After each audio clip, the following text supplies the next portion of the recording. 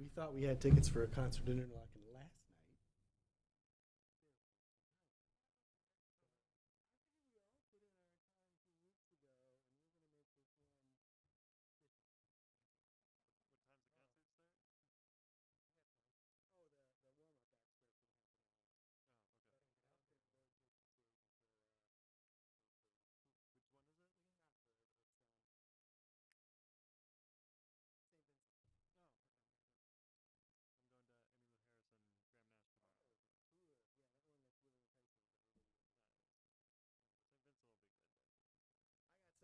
Let's get it going. All right. Call me in your order. Pledge allegiance. I pledge allegiance to the flag of the United States of America and to the republic for which it stands, one nation, under God, indivisible, with liberty and justice for all. All right, roll call to the board members, please. Robertson? Here. Yuli? Here. Agostinelli? Here. Castiglione? Here. Budge? Here. Racine is absent and excused. DeGood? Here. All right, moving on from roll call. We open the meeting for public comment. There is no public here tonight. So we'll open and close it to public comment and move on to review and approval of the agenda and statement of any conflicts of interest. Move to approve the agenda. Actually, Joe, I'm going to start off real quick just by, I wanted to add one item to other business, and that would be discussion of some training for the planning commissioners. So we'll add that to other business, and that's, unless anybody has anything else, if you'd like to make the motion, Joe? I'll move to approve the agenda as updated. Support. We have a motion by Robertson with support by Agostinelli. Is there any further discussion? Hearing none, all those in favor signify by saying aye. Aye. Any opposed, nay? Motion passes. All right, next, we have the minutes from our July 8th meeting. Anybody have any comments or concerns regarding their content? Motion to approve the minutes. Support.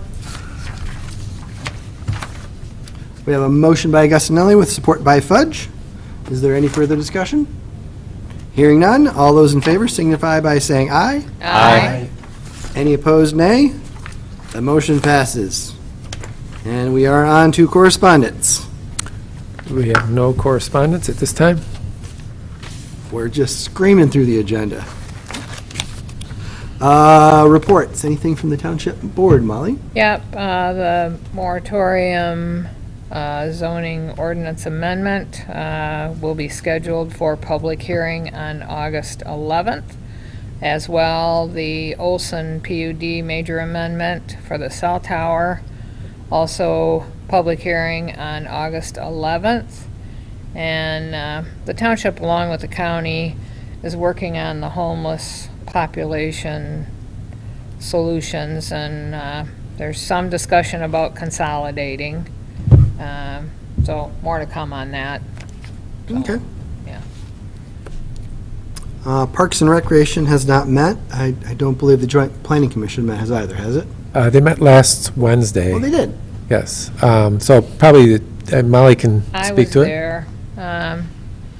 Red Drive was the main topic of discussion.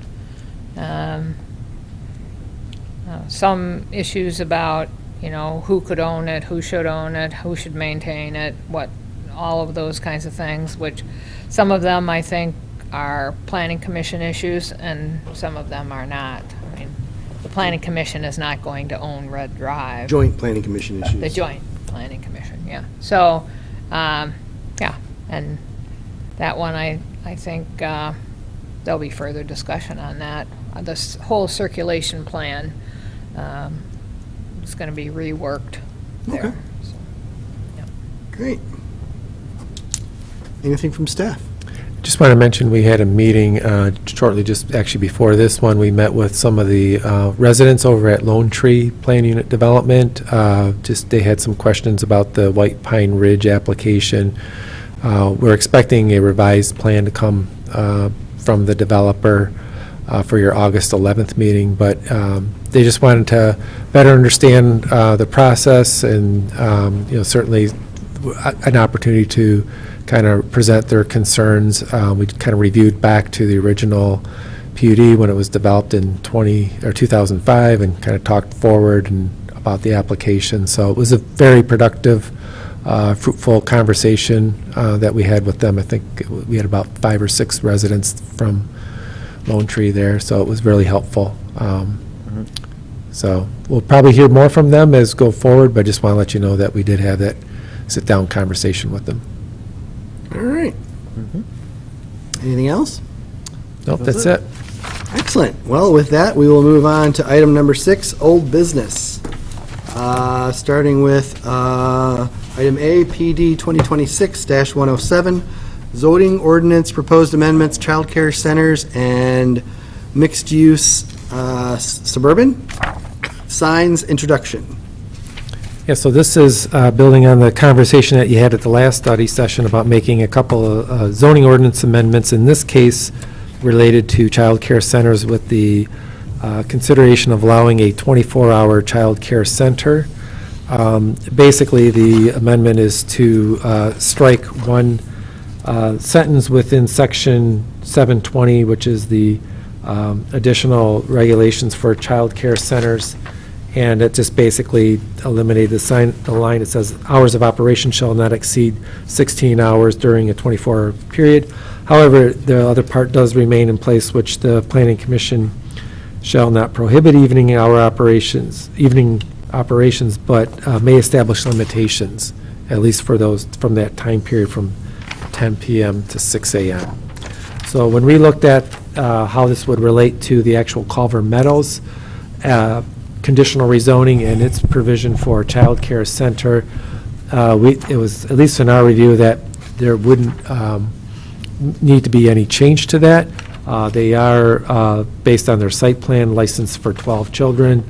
So at this point, if that were to change, it would allow them to establish that as a 24-hour child care center, provided they meet all the requirements of the zoning ordinance. And that they're still limited to 12 per their own information. Right. Any questions on that issue? So then we continue to have the flexibility. There's just a thou shalt not, that the thou shalt not is eliminated. Right. And the Planning Commission on a case-by-case basis, including Culver Meadows, would have to consider whether there ought to be any restrictions between 10 p.m. and 6 a.m. Right. At this point, I think if the way we feel like it's that they could be that and operate that at this time if that change is made.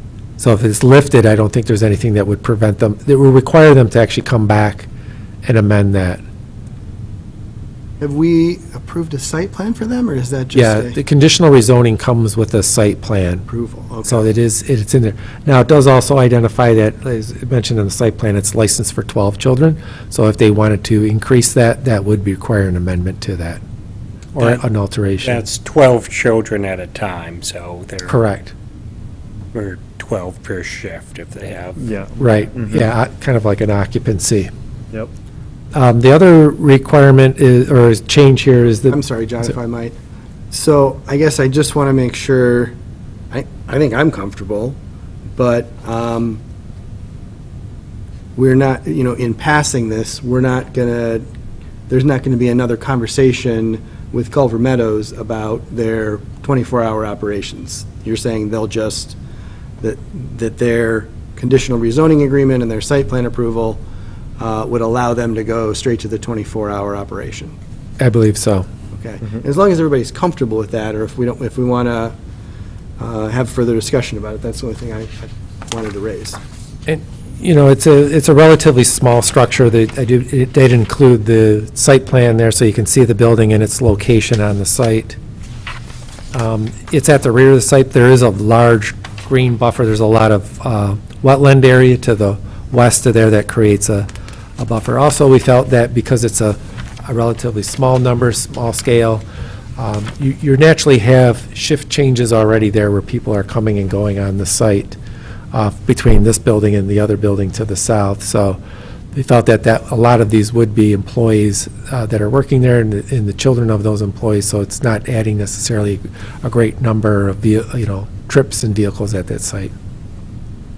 I'm comfortable with it. Anybody else? Fine, too. Okay. You want this motion? Well, if you wanted, I'll go over the mixed-use suburban part, and then you can do it as one motion. Sounds good. So the other part is, when we did the mixed-use suburban, we were basing it on the local commercial. And so the signs that are in there, how it's referenced specifically for the mixed-use suburban, worked for the mixed-use neighborhood, but not for this district. We wanted to allow for some level of commercial signage that would be typical in the local commercial. So this is basically striking out that portion directly in the mixed-use suburban, adding mixed-use suburban into signs permitted in local commercial, general commercial, and commercial highway, along with mixed-use suburban. There's also in here, we did, this is a correction we've been wanting to do for a while, but actually the R3 district, it does not have any provisions for signs. So these are your apartment complexes, which would typically have a development sign at the entrance. This, we wanted to also insert that as an opportunity, since we were opening up at least this part of section 630, which addresses signs. So right before E, which has the mixed-use suburban reference, is D, which would be signs permitted in rural residential, R1, R2, and then inserted the R3 multifamily district. That is more kind of like a oversight that's never really been fixed.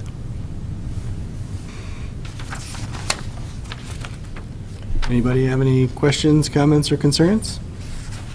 I'll make motion that the draft proposed zoning ordinance text amendment as attached to Planning Department Report 2026-107 be scheduled for public hearing for the August 12th Planning Commission regular meeting. Support. All right, we have a motion by Augustinelli with support by Robertson. Is there any further discussion? Hearing none, all those in favor signify by saying aye. Aye. Any opposed, nay. The motion passes. All right. Next item of old business, draft findings for potential moratorium discussion. And so this is kind of a follow-up to the some of the discussions we've had at our study sessions, and also to the meeting we had 2 weeks ago. See some smiling and nodding. So at the last meeting, we recommended, or the Plan Commission recommended the zoning ordinance amendment to establish the moratorium procedure. As Molly mentioned, that was introduced and set for a public hearing for August 11th. We also discussed that, so the timeline for that, if that zoning ordinance amendment were to be adopted after the public hearing on August 11th, it would be published in the over the weekend in the paper, and then would take effect 7 days after that, after which the moratorium procedure would be in place, and then the Township Board could act on it. In that language itself, that is in that proposed amendment, it discusses that the Plan Commission can forward a recommendation to do a moratorium based on a set of findings. So obviously the main topic right now is data centers.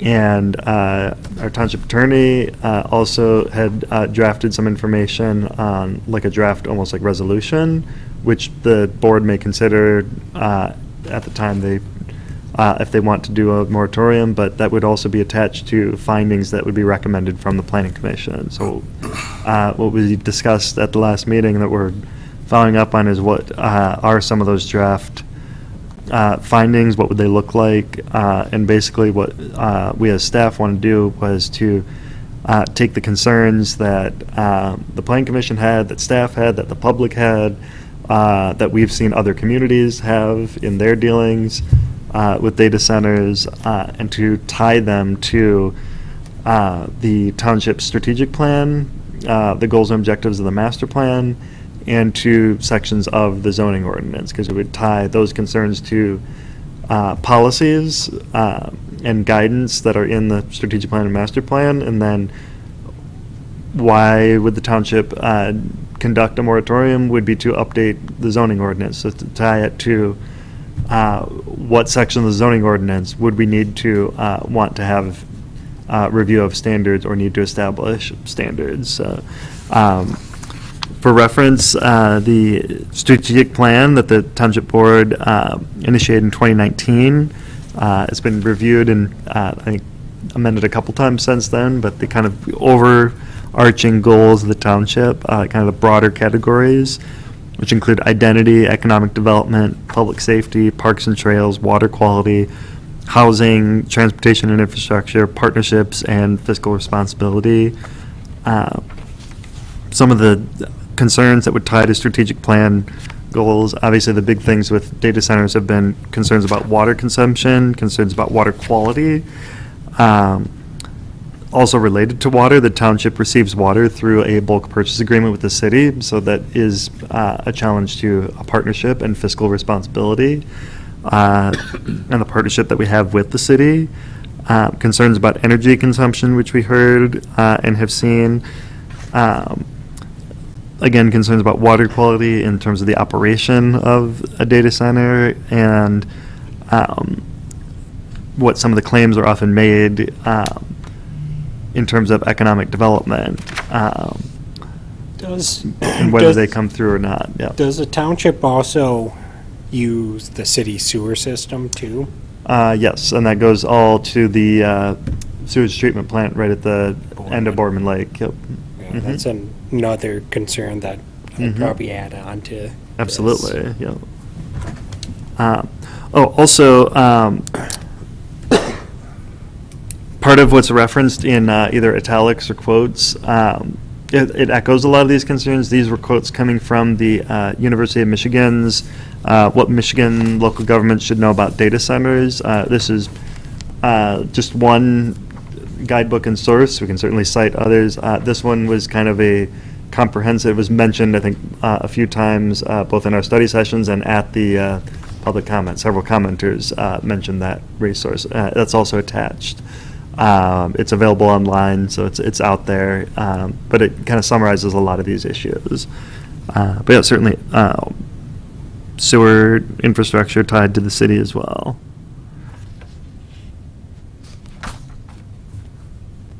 Any other questions or thoughts?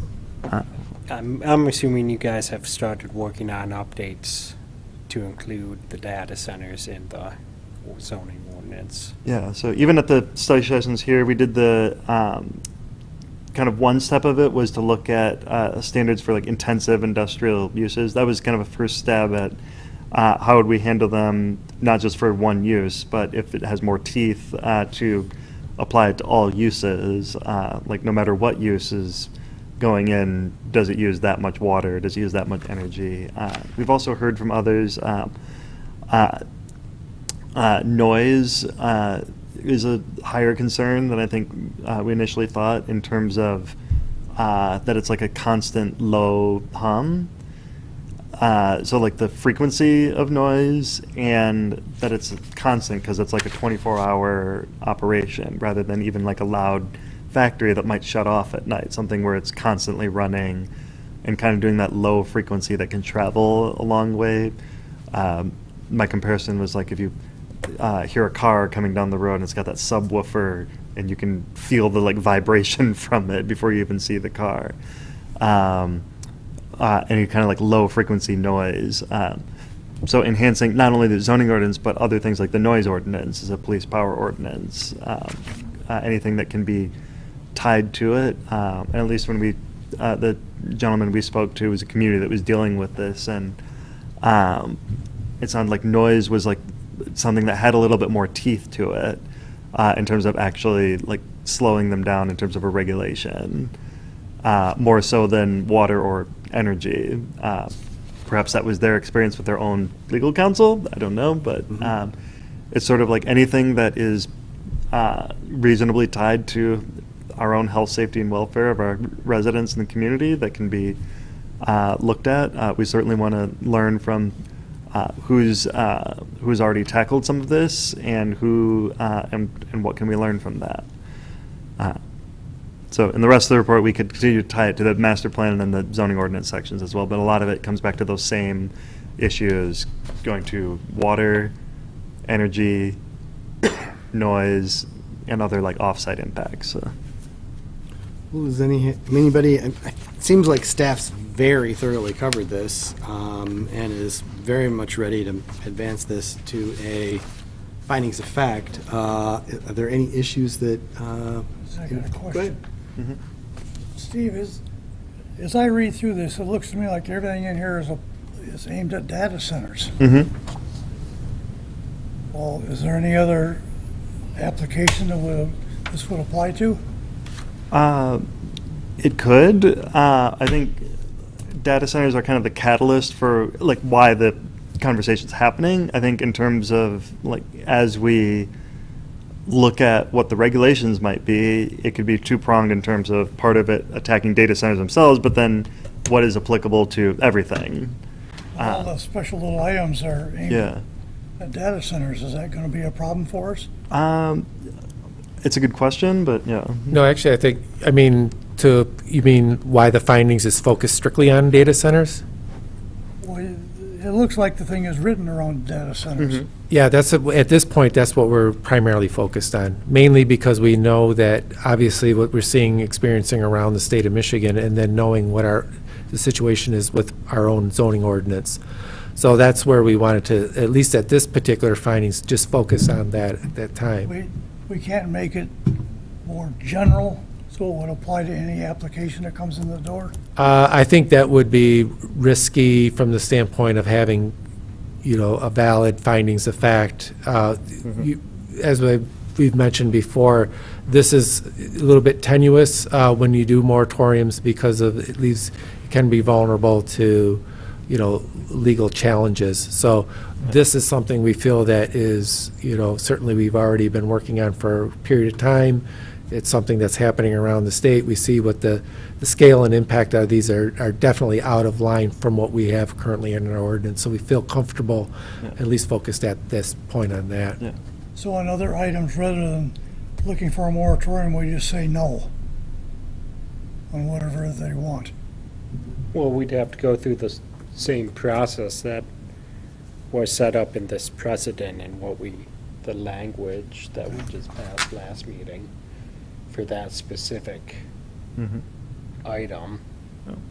I think it's the long-term, when we are working on regulations, we want things to, we want to have some review of regulations that could apply to anything that comes in. The catalyst for the moratorium is the data centers because it is known or understood that that's the one causing the areas of concern at the moment. So it's sort of a front end and back end approach to it. Yeah. I'm assuming when the ordinance was written and where data centers were located in the zoning ordinance, it wasn't this hyperscale data center now that we're experiencing. Right. Correct. Yeah. Like a server room is kind of a mini data center, and that's what it was understood as what that is. But yeah, the scale and the impacts it's having is well beyond what that understanding was. Molly? Okay. Just one thing that we can do, Mhm. I think we can do, is, and that would apply to everything. Mhm. If you wanted to bring in a metal stamping plant or something that's gonna produce noise, and it's gonna use water, and it's gonna use electricity, all those kinds of things. Chemical mixing plant. Those kinds of things, there could be other things that wanna come into our township. But if we, in the same way that we require documentation from Eagle or from others, we could require documentation from the electric company. We could require documentation from the septic treatment facility and the water people and all of those things. And when you do your findings of fact, it'll give you, some data like that. Yep, the And agency those would be reviews. general for all, Yes. anything. We have some of that to some extent already in the ordinance and some of our industrial uses, but it's, it needs, particularly in this case, we need to not just look at those types of requirements, but also what is the appropriate district? Is this, Right. is the IG the inappropriate district or the IL or whatever that is something that we'll study. And I think just reading over this material,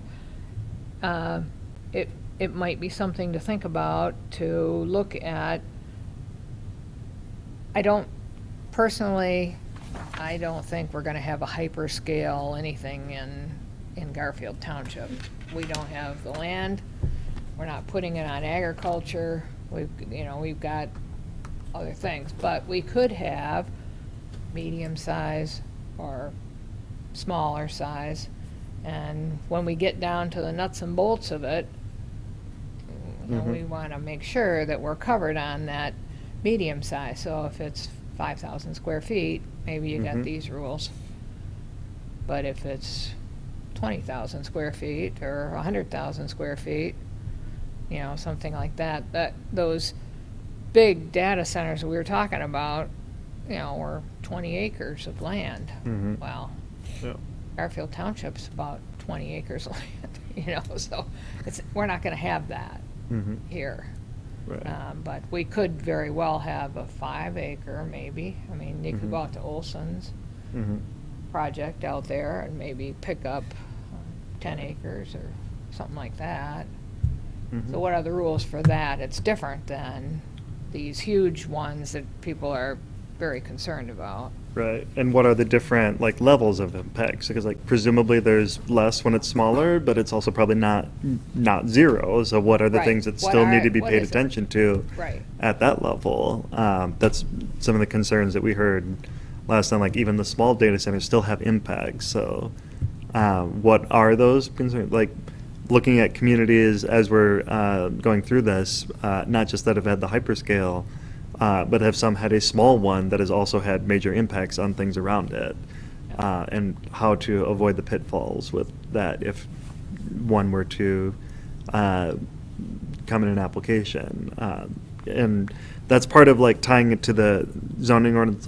The genesis for doing a moratorium is knowing that we need to update the zoning ordinance. So the sections we kind of highlighted were the definitions, so defining different scales of them.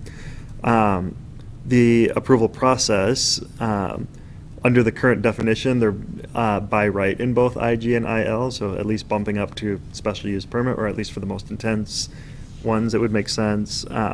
Considering which zoning districts they're allowed, potentially limiting to just one of the industrials. And then IG and IL have an additional standards section, and that's where getting to some of the impacts or intensive industrial.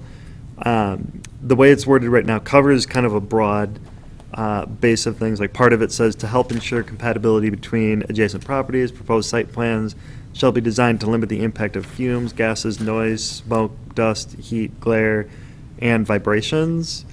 Kind of as a broad set of statements. And while that covers some areas, so that additional language could be considered on the specific impacts. Specifically, we looked at the cooling systems is the one that impacts water and water quality and water usage, the noise, the low frequency hum, and then intensive amounts of both water and then energy, electricity use. So then that could be saying, yeah, you need an assessment from a water provider or the electrical utility company. So what I'm hearing is, and you indicate this too, Molly, I hear you basically saying, well, it seems unlikely that we're going to get a hyperscale anything, or a hyperscale data center in Garfield Township.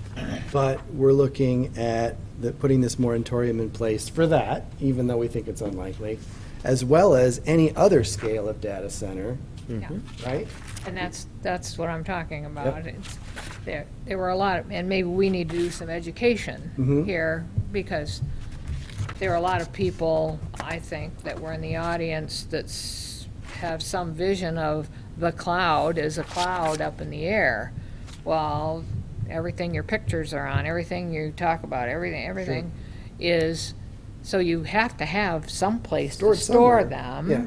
Do we want them or not want them? Yep. Well, You know, that's something we'll, And so at any scale, this findings of fact is gonna come back to us saying that data centers at any scale, we feel our current ordinance is insufficient rather, for us to properly approve them. Feel it. And so we're putting we would be having a findings of fact that says it would be appropriate, and I'm saying this for everybody out there Yeah, who might be yeah. watching, that our findings of fact is gonna indicate that we believe that our ordinance is insufficient to address all these concerns, so we're gonna put a moratorium in place following our new moratorium policy. This findings of fact will support a moratorium on data centers at any scale. And so then we'll make that recommendation to the board, and hopefully they will agree, pass this under the new moratorium policy, which we hope they will also pass, and that we'll enter into a period of getting into the real nitty-gritty of details regarding all of the concerns that have been identified in the findings of fact. I think this is great. Okay. I think we're ready to, So just to play devil's advocate, everybody who owns a business needs their data backed up. That data is essentially, wants to be local, even though it doesn't have to be. Are we gonna hinder any local business owners with,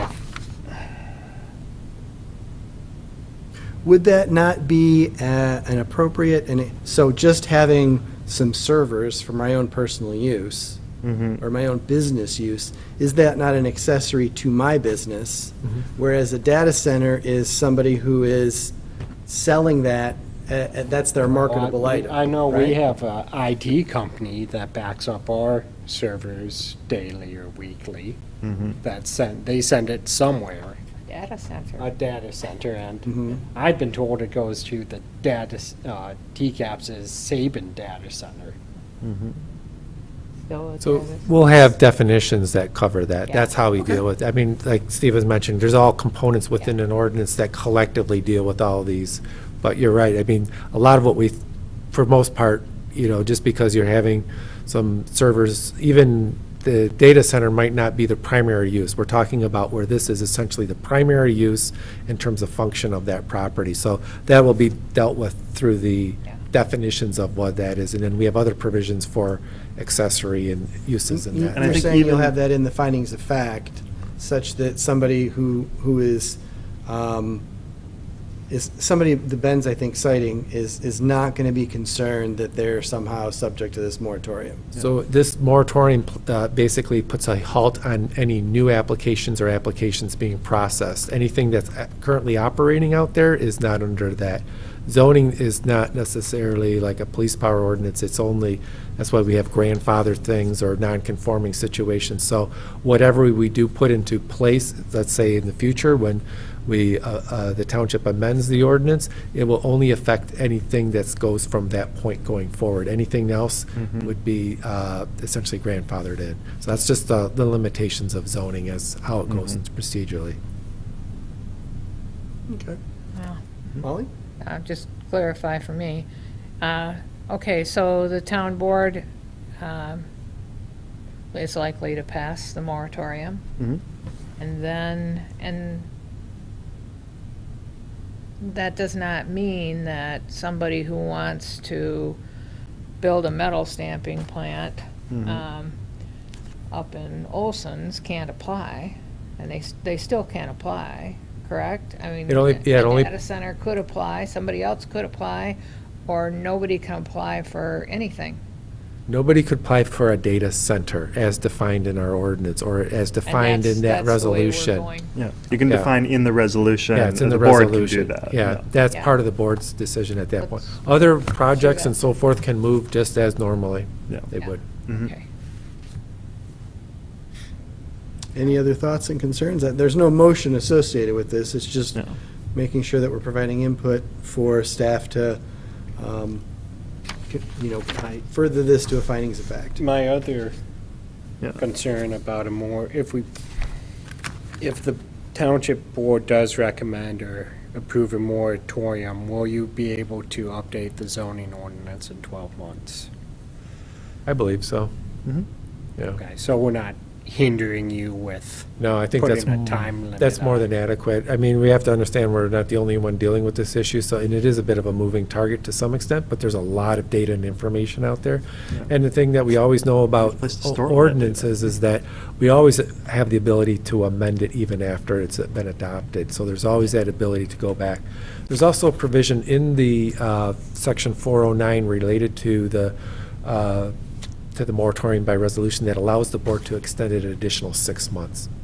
So if for some reason it's coming down to the wire, it's not prepared yet to go through, there's that ability for the board to extend it another 6. That's right in the draft language. Yep. Everybody good? So we'll look at, I put the note, adding, for infrastructure, not just the water, but the sewer, but anybody else have any other comments on the draft language, anything that should be added as these get formulated into findings? I'd look at screening for equipment. Screening, okay. And I'm not sure how you would regulate noise or the low frequency noise. I'm not sure if that could be tested through sound engineer or not, so, Well, we've been kind of dealing with it already with the high tops. yeah. We kind of had a precursor to It's that. is it a different frequency of noise? Yeah, so from what I understand, and I can provide you with some supplemental documents on this specific to noise. Actually, there's a link the Michigan Association of Planning has a few documents out there in their e-edition of this, the Michigan Planner. And yes, there's limitations on how you can actually manage that. You can do sound walls and so forth, but that doesn't necessarily prevent the sound from escaping that. So, but I want to see if there's anything on noise in the U of M one. we can provide some of that information Yeah. for you. Okay, just short, so all of these associated utilities, how far are we going to go to investigate how that's going to impact us? So Consumers Power says, we'll do a data center, and they give us a letter saying they can take care of the electricity and all of that. What's Consumers Power gonna do that's going to affect us? And how do we control, I don't know about control that, or how do we, or septic treatment facility? In order to, they're gonna say, maybe they're gonna say yes to this data center, we can do it and all that. Well, then, how are they gonna have to change their operation in order to provide the septic treatment? You know, are we Right. extending out at all into those ancillary? I think part of studying it is figuring out what those impacts are and how the cost of them are appropriate. Like a lot of the concern, like related to energy with some of these around the country has been like, has it spiked people's electrical rates? But we've also heard in some places where utilities like them to have a big ratepayer come in. So is that a long-term effect, or is it more the capital cost of applying or supplying that much electricity to one user? Is it something where the impact could be tied more to them, or is it where this do some regions just not have that amount of capacity without a huge capital cost that has been planned for? But Yeah, not same just- with any other utility. Not just the economic, Mm-hmm. but the environmental issues that could be associated with having to put in a massive electrical grid Mhm. in order to support Right. that. If I understand correctly, Mm-hmm. I guess, Molly, I feel comfortable in what we're looking at tonight, in that staff has established, and we agree with, that there are a substantial number of reasons that are identified in this preliminary findings of fact that suggest that we need to put into place a moratorium and allow ourselves to investigate and revise the ordinance. Right. And I guess I'm looking for an affirmation. Yeah. It doesn't need to be defined in the finding of fact. There may be some other issue, like the depth to which we investigate the electricity and incorporate some concern into our ordinance. That's all part of that 12-month Yes. kind of fact-finding and an ordinance review process. Right. And it doesn't need to be defined in the findings of fact right now For this. for us to Right. explore it, like you're suggesting. Yeah. Perhaps Agreed. if you want even a broad statement of just like this, the scale of some of these has potential unintended consequences that need to be studied. Yeah, there's a broad statement, could be part of that findings. We just want that option open to us. Right, it's just like we don't know what we don't know at this point, so. no. Yeah. Okay, we could, at least have a broad statement that kind of which covers our kind of several topics that were identified, like knowing that there could be other things out there. Okay. Everybody good? Yep. All right. We'll move on to new business, of which we don't have any. Public comment, of which there is no public tonight. And then finally, other business. And I just, hopefully briefly, I was having a conversation with Chris Barchef today about, we had a rather large crowd, and there were several issues that were of concern that we were talking about. One of which is, it says very clearly there that the maximum occupant load is 312. So I'm quite certain that we were very far from being in any way over capacity. But what we wanted to do was have kind of a brief recognizing that not only will we likely have other occasions on which similar crowds might come to our meetings to contribute to the zoning process that we anticipate we're going to be engaged in regarding data centers. So we want to make sure that we're planning a process and communicating it to all of the planning commissioners about how we would manage, because although unlikely, it's possible that we could have more than 312 people show up that want to make comment, and we need to find another venue, and we would have a plan in place for that. It hasn't been something that we've previously faced as a potential, concern. We talked about how we might address compressing the chairs so that there was more standing room to provide space. And then with that comes the concerns for public safety, commissioner safety, and the various facilities. So the idea was to have a training session that either Chris would lead or he would bring in appropriate experts to just go over, safety. My expectation would never be that we have to exit the building for some reason hastily, but we should have an exit plan strategy that we all know of, so we're not suddenly thinking, oh, this Where do we go? Yeah, somebody just brought in a bucket of tar and feathers and I want to get out of here,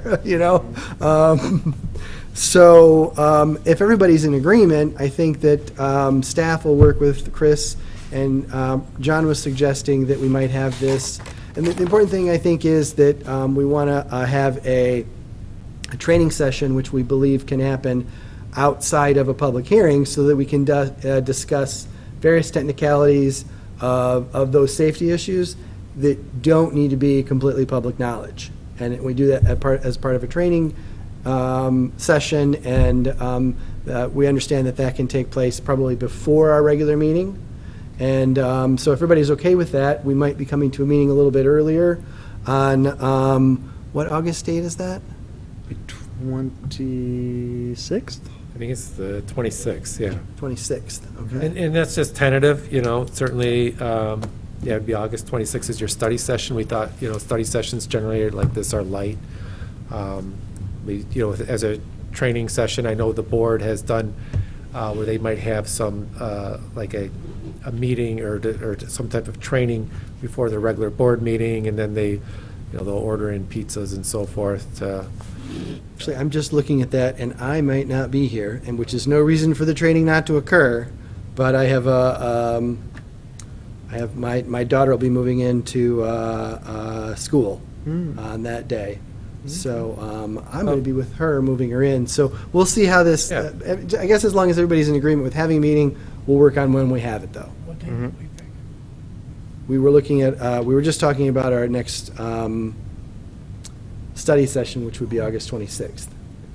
So maybe we'll look at that date, maybe we won't. But Yeah. I'm sensing general agreement that this is a good thing that we should do. Yeah. Yes. So, okay, well, we'll work on that, and more news to come. What are we looking at for our next agenda, next item of business? A lot of follow-up to the previous one. So actually, both things on tonight's, even though it's a study session, we'll move to that meeting. It helps to have the bonus week to have been able to do the introduction for the zoning ordinance amendment. So we'll be sending the notices out to the paper. We also have a public hearing for the Wolverine Power Substation, the rezoning applications for mixed-use suburban.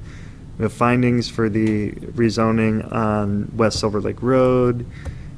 We have, if any of the three that have been tabled, supply information to us. Yeah, we're expecting plans for 4040 Creekside, which is the special use permit for the apartments off of Creekside Drive near Silver Lake Road. And then we're also expecting updated plans for White Pine Ridge, which is the site condominium subdivision plan at the end of Zimmerman Road. So those two, we are expecting updated plans here in the next couple of weeks, so those anticipate to be on your agenda as well. Yeah. Okay, well, Sugar- sounds like a pretty busy agenda then on the 12th. Yes. Sugar Plum we've not heard from, but I might follow up. I might also want to check, it was a while ago that was tabled. There is a certain, in the zoning ordinance, like you do have to make progress or it times out. The application potentially could expire. It might be getting close to that. Or Sugar Plum, Or, yeah, those apartments, that was been tabled, I think, for a couple months already. Is High Top still tabled? Where's High Top's at? ITOPS was approved, has not started yet, though. They Oh. were approved, though, yeah. Okay, I Yeah. forgot. It was follow-up to condition is when it came back, yeah. Got We it. do, I mean, we are kind of tracking some of these, not just by the planning commission, but also stuff we've done administrative reviews, that there's time. So site plans are 12 months, special use permits are 2 years. So, but, or just like he was mentioning, Sugar Plum, I think it's with 180 days. If there's no activity moving on an application, it's times out. So we've been trying to get a handle on some of these that have already gone through. Mm-hmm. Well, if there's I nothing make a else, motion, we adjourn. thank you. Yay! Well, thanks, everybody. That was